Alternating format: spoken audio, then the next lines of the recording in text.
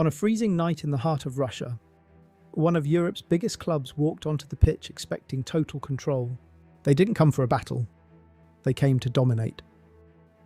But what they got was something very different.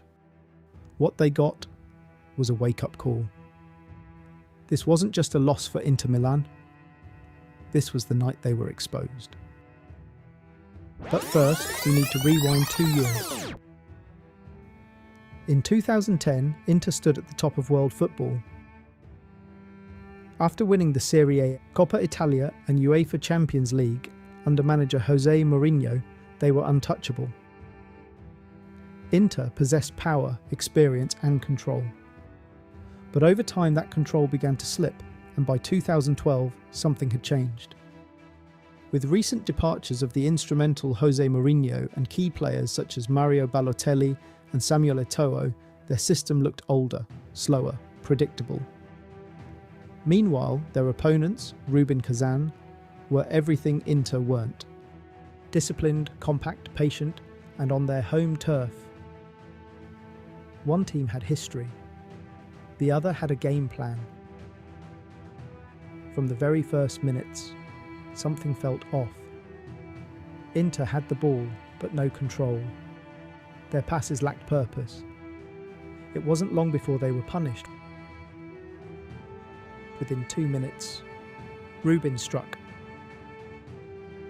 No chaos, no luck, just precision.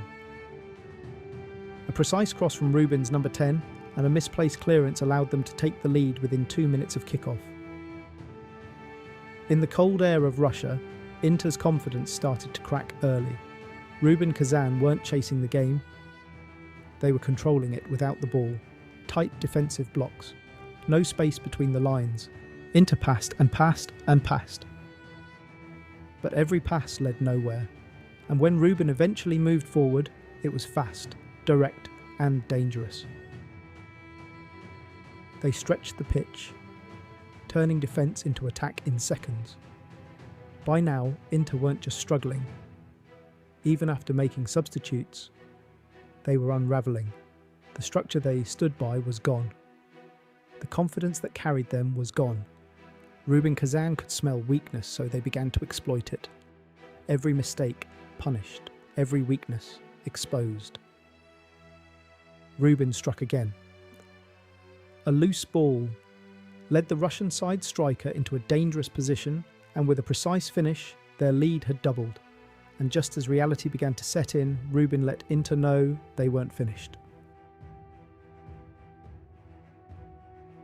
A third and final goal in added time left Inter with nothing left to fight for. This wasn't just one bad night, this was the reality of Inter in 2012.